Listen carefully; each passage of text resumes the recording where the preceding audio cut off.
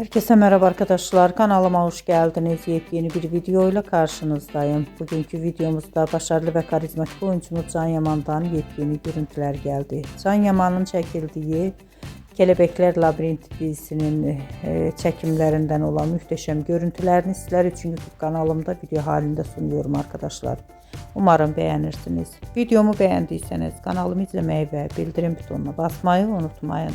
Şimdilik benden bu kadar olsun. Yeni videomuzda görüşmek üzere. Hoşça kalın.